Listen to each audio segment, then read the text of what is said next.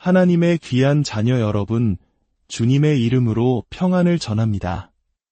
오늘 이 시간을 통해 여러분의 마음에 잠들어 있던 믿음이 깨어나고 이전에는 보지 못했던 새로운 영적 시야가 열리기를 간절히 소망합니다. 본격적인 말씀에 앞서 이 귀한 생명의 말씀을 더 많은 영혼과 함께 나누기 원하신다면 좋아요와 구독으로 주님의 은혜를 전하는 귀한 통로가 되어주시길 부탁드립니다.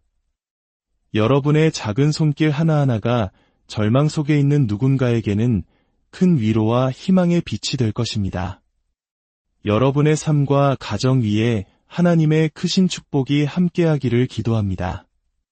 최근 저는 하나님께서 우리 각자의 삶을 위해 주시는 비전에 대해 그리고 꿈을 꾸는 것이 얼마나 중요한지에 대해 말씀을 나누고 있습니다. 그리고 오늘 저는 당신이 보는 것이 당신이 얻는 것이다라는 주제로 말씀을 전하고자 합니다.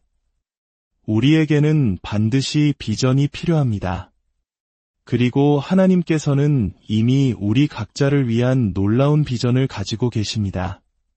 비전이란 무엇일까요? 비전은 앞을 내다보는 능력입니다. 우리가 삶의 초점을 맞추는 바로 그것입니다. 성경은 말씀합니다. 묵시가 없으면 백성이 방자히 행하거니와 비전이 없으면 사람들은 방황하며 쓰러집니다. 가정이 무너지고 희망과 꿈이 사라지며 심지어는 거룩한 사역마저도 힘을 잃고 맙니다. 그러나 여러분이 하나님의 비전을 품고 그분을 따르며 그분께서 보여주시는 길을 걷기 시작할 때 하늘의 모든 권세와 능력이 동원되어 그 비전이 반드시 성취되도록 도울 것입니다. 이것은 흔들리지 않는 진리입니다. 하나님께서는 여러분이 앞으로 나아갈 길, 여러분의 미래의 모습을 그림처럼 선명하게 보여주실 수 있습니다. 오늘 제가 나눌 이 성경적 원리는 여러분의 인생을 송두리째 바꿀 힘이 있습니다. 기억하십시오. 당신이 마음의 눈으로 보는 것, 그것이 바로 당신이 얻게 될 현실입니다. 여러분의 성경을 구약의 하박국서로 펼쳐주시기 바랍니다. 오늘 제 마음속에는 이 꿈에 대한 메시지가 뜨겁게 타오르고 있습니다. 그리고 오늘 나누는 말씀이 여러분의 삶에 구체적인 도움이 되리라 믿습니다. 하나님께서 주신 비전을 발견하고 그것을 붙잡고 마침내 성취하기까지의 과정이 담긴 성경에 기록된 청사진을 오늘 여러분께 선물하고 싶습니다. 하박국 2장 1절부터 읽겠습니다. 내가 내 파수하는 곳에 서며 성루에 서리라. 그가 내게 무엇이라 말씀하실는지 기다리고 바라보며 나의 질문에 대하여 어떻게 대답하실는지 보리라 하였더니 2절입니다. 여호와께서 내게 대답하여 이르시되 너는 이 묵시를 기록하여 판에 명백히 새기되 달려가면서도 읽을 수 있게 하라. 3절입니다. 이 묵시는 정한 때가 있나니 그 종말이 속히 이르겠고 결코 거짓되지 아니하리라. 비록 더딜지라도 기다리라. 지체되지 않고 반드시 응하리라. 하나님의 시간은 언제나 가장 정확합니다. 오늘 설교의 핵심 주제를 다시 한번 선포합니다. 당신은 당신이 보는 것을 얻게 될 것입니다. 성경에서 비전, 즉 묵시는 여러 형태로 언급됩니다. 열린 환상이 있었고 닫힌 환상도 있었습니다. 어떤 이들은 환상 속에서 하나님의 이끌림을 받아 셋째 하늘, 즉 천국에까지 이르기도 했습니다. 하지만 오늘 본문이 우리에게 제시하는 청사진은 바로 우리 모두의 삶에 직접적으로 영향을 미치는 종류의 비전입니다. 비전은 아직 우리가 들어가 보지 못한 미래의 어느 날을 오늘, 지금 여기에서 볼 수 있는 능력입니다. 비전은 우리가 삶의 초점을 맞추는 대상 그 자체입니다. 하박국 선지자는 말합니다. 그가 내게 무엇이라 말씀하실는지 보리라. 단순히 들으리라가 아니라 보리라고 말한 것에 주목해야 합니다. 그는 하나님의 말씀을 보기 위해 기다리고 있었습니다. 하나님의 말씀을 본다는 것은 무슨 의미일까요? 그것은 바로 마음속에 그려지는 한 폭의 그림과 같습니다. 정신적인 이미지입니다. 나는 내 삶을 향한 하나님의 비전을 기다리며 그분께서 하라고 하시는 일을 이미 하고 있는 내 자신을 볼 것입니다. 우리는 주님의 말씀을 듣는 것에서 그쳐서는 안 됩니다. 우리는 그 말씀을 보아야 합니다. 그 말씀을 성취하고 있는 자신의 모습을 마음의 눈으로 선명하게 그려야 합니다. 하나님께서 우리에게 무언가를 말씀하셨지만 우리가 그것을 보지 못하는 경우가 얼마든지 있을 수 있습니다. 하나님은 당신을 축복하기 원하신다. 당신은 예수 그리스도 안에서 하나님의 의다. 당신은 용서받았고 깨끗해졌으며 자유롭게 되었다는 말씀을 수없이 읽을 수 있습니다. 그러나 당신 스스로가 그 진리 안에서 당당하게 걷고 있는 모습을 보지 못한다면 그 말씀은 당신의 삶에서 온전히 능력으로 나타나지 않습니다. 선지자는 말했습니다. 나는 그가 하시는 말씀을 보아야만 한다. 여러분은 마음속에 그림을 그려야 합니다. 중독에서 벗어난 자신의 모습을 보아야 합니다. 두려움과 고통, 패배감으로 가득한 삶에서 걸어나온 자신의 모습을 보아야 합니다. 행복한 결혼 생활을 경험하기 전에 먼저 행복한 결혼 생활을 하는 자신의 모습을 마음으로 보아야 합니다. 여러분의 자녀와 가족이 예수 그리스도를 믿음으로 구원받는 모습을 믿음의 눈으로 바라보아야 합니다. 그리고 당신이 그것을 보기 시작할 때 주변의 모든 방해 요소들은 힘을 잃게 됩니다. 왜냐하면 비전이란 당신이 집중하는 것이기 때문입니다. 나는 여기에 집중하고 있다. 그러므로 나를 흔들고 끌어당기는 세상의 모든 것들이 내가 나아갈 방향을 결코 바꿀 수 없다. 우리가 우리 자신을 어떻게 보느냐는 우리가 인생의 종착역 어디에 서게 될지와 깊은 관련이 있습니다. 당신은 하나님께서 당신에 대해 하시는 말씀을 보아야만 합니다. 우리가 천국에 가야만 거룩해지는 것이 아닙니다. 바로 지금, 바로 여기에서 나의 믿음이 예수 그리스도의 보혈과 그분의 몸에 뿌리내리고 있다면 나는 이미 거룩하고 의로우며 용서받은 존재입니다. 이것은 내가 무엇을 이루었기 때문이 아니라 오직 믿음으로 말미암은 것입니다. 예수 그리스도를 향한 나의 믿음은 선포합니다. 나는 지금 이 순간 하나님의 의다. 성경이 말하는 대로 내가 하나님의 의라면 나는 나 자신을 그렇게 보아야 합니다. 그래야만 은혜의 보좌 앞에 담대히 나아갈 수 있습니다. 이 진리를 깨달을 때 당신의 삶은 변화됩니다. 만약 당신이 마음속 깊이 자신을 실패자라고 믿는다면, 성공할 수 없다고, 다른 모든 사람이 나보다 낫다고 믿는다면, 십자가를 통해 다른 사람들이 얻는 축복을 나는 받을 자격이 없다고 믿는다면 당신은 결코 앞으로 나아갈 수 없습니다. 당신은 하나님께서 당신에 대해 말씀하신 그 모습 그대로 살아가는 자신을 보아야 합니다. 그러나 그 비전으로 나아가는 길에는 장애물들이 있습니다. 구체적으로 3가지 장애물이 있습니다. 첫째, 하나님께서 주신 비전은 현재의 상황이라는 장애물에 부딪히게 됩니다. 지금 내가 처한 현실은 하나님께서 말씀하신 비전과 전혀 맞지 않아 보입니다. 그래서 하나님께서는 다음 구절에서 이렇게 말씀하신 것입니다. 그 비전을 기록하라. 내가 나의 말을 보았거든 그것을 적어두어라. 왜일까요? 너의 마음속에 깊이 새겨두기를 원하기 때문입니다. 현재 상황이 뭐라고 말하든지 내가 한 말을 굳게 붙잡기를 원하기 때문입니다. 어려운 날이 찾아올 때 서랍에서 그 기록을 꺼내 다시 읽고 스스로에게 상기시키기를 원하기 때문입니다. 내가 너에게 그 가정이 구원받을 것이라고 말했다. 내가 너에게 그 사업이 복을 받을 것이라고 말했다. 내가 너를 돕겠다고 약속했다. 그 예배 시간에 내가 분명히 말했고 너는 그것을 보았다. 그것을 기록해 두어라. 왜냐하면 내일이 되면 오늘의 현실 때문에 하나님께서 오늘 주신 말씀을 잃어버릴 위기에 처하게 될 것이기 때문이다. 수많은 사람들이 바로 이 현재의 상황 때문에 자신의 비전을 포기했습니다. 현실이 그들의 꿈을 앗아가도록 내버려 둔 것입니다. 하지만 저는 그렇게 하지 않습니다. 하나님께서 제게 무언가를 말씀하시면 저는 현재의 상황이 저를 설득하여 포기하게 만들도록 내버려 두지 않습니다. 할렐루야. 이것이 바로 우리가 기쁨을 유지하는 비결입니다. 우리는 눈에 보이는 것으로 사는 것이 아니라 하나님께서 말씀하신 것을 믿음으로 살기 때문입니다.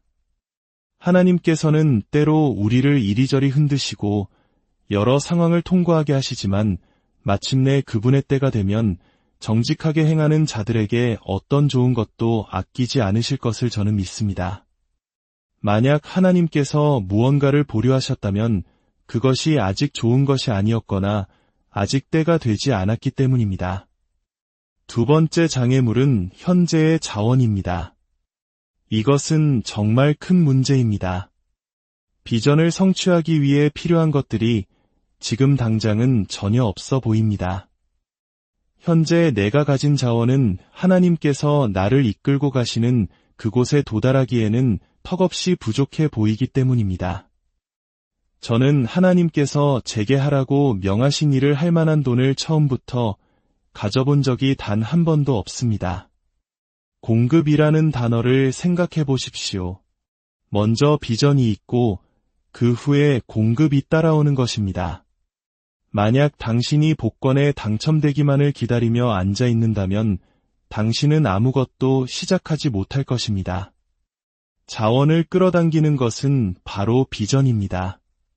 성경에 기품이 기품을 부른다는 말씀이 있습니다. 즉, 어떤 깊고 풍성한 자원들은 당신이 그만큼 큰 비전을 갖기 전까지는 결코 당신에게 오지 않는다는 뜻입니다. 물론 그 비전은 당신이 만들어내는 것이 아니라 하나님께서 주시는 것이어야 합니다. 그러니 크게 꿈꾸십시오. 할렐루야. 왜냐하면 당신이 섬기는 하나님은 우리가 구하거나 생각하는 모든 것에 더 넘치도록 능히 하실 분이시기 때문입니다. 당신이 상상하는 것 이상으로 채우시는 하나님을 신뢰하십시오. 마지막 세 번째 장애물은 바로 현재의 당신 자신입니다. 혹시 이런 경험 없으신가요? 하나님께서 비전을 주셨을 때 가장 큰 장애물이 바로 나 자신인 것처럼 느껴지는 순간 말입니다. 때로는 사탄의 방해보다 현재 나의 연약한 모습이 더 큰 걸림돌이 되기도 합니다. 하나님께서 말씀하신 것을 볼 때 그 비전 속의 당신은 항상 지금의 당신보다 더 나은 사람일 것입니다.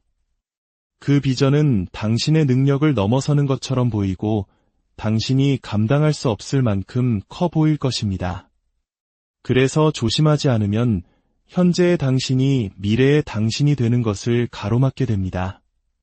현재의 나약함이 미래의 가능성을 죽이게 되는 것입니다. 하나님께서 누군가에게 비전을 주실 때 그 사람이 그 비전에 도달할 즈음에는 이미 다른 사람이 되어 있을 것입니다. 비전이 아브람에게 임했을 때 그의 이름은 그저 아브람이었습니다. 그러나 그 비전이 나타날 무렵 하나님은 말씀하셨습니다. 이제 내 이름은 아브라함, 즉 많은 민족의 아버지가 될 것이다. 하나님의 말씀과 비전이 야곱에게 임했을 때 그의 이름은 야곱이었습니다. 그 이름의 뜻은 속이는 자, 사기꾼, 심지어 벌레라는 의미까지 담고 있습니다. 그것이 그의 현재 모습이었습니다. 그러나 그가 비전 가운데 섰을 때 그의 이름은 이스라엘이 되었습니다. 그 뜻은 하나님과 겨루어 이긴 자, 하나님과 사람에게서 은혜를 입은 왕자입니다. 그는 그 과정을 통해 벌레에서 왕자가 되었습니다. 하나님께서 주시는 비전이 바로 그런 것입니다. 제가 처음 사역을 시작했을 때 저는 아무런 능력도 없었습니다. 설교할 말씀도, 성경 지식도, 건물을 이해하는 지혜도 아무것도 아는 것이 없었습니다. 그런 제가 어떻게 책을 쓰고 성경을 연구하고 이 모든 사역을 감당하게 되었을까요? 과거의 모습은 저의 현재의 자신이었고 하나님께서는 미래의 자신을 보여주셨습니다. 현재의 당신이 미래의 당신을 죽이도록 내버려 두지 마십시오. 만약 당신이 지금 약물 중독 재활센터에 있다면 그것은 당신의 현재 모습일 뿐입니다. 당신에게는 미래의 모습이 있습니다. 그리고 당신의 미래는 십자가의 보혈과 성령의 능력으로 온전히 회복될 것입니다. 할렐루야. 현재의 상황과 현재의 자원과 현재의 당신 모습이 그것들을 훨씬 뛰어넘는 위대한 비전을 추구하는 것을 막지 못하게 하십시오. 하나님은 말씀하십니다. 내가 너를 나의 제자로 삼겠다. 내가 너를 골짜기로 인도하여 내가 지팡이 하나를 집어들면 홍해가 갈라지는 기적을 보게 할 것이다. 내가 너를 불타는 용광로로 인도하여 네 번째 사람이 너와 함께 할 때 아무것도 두려워할 필요가 없음을 깨닫게 할 것이다. 내가 너를 사자굴로 인도하여 사자들이 너를 해치지 못하는 것을 보게 할 것이다. 그리고 마침내 너는 너의 미래의 모습으로 걸어 나오게 될 것이다. 이것이 바로 우리가 연약한 그리스도인이라 할지라도 지금 힘겹게 싸우고 있는 그리스도인이라 할지라도 결코 포기할 수 없는 이유입니다. 우리의 미래의 모습이 다가오고 있습니다. 찬양 받으실 하나님. 나팔 소리가 울려 퍼지면 우리는 새로운 몸을 입고 천국에서 새로운 시작을 하게 될 것입니다. 더 이상 이 세상의 것들과 싸우지 않아도 될 것입니다. 하지만 그날이 오기까지 하나님께서 주신 비전의 방향을 향해 계속해서 걸어가십시오. 그 비전이 이루어질 때쯤 당신은 완전히 다른 사람이 되어 있을 것입니다. 창세기 13장 14절에서 하나님께서는 아브라함에게 말씀하십니다.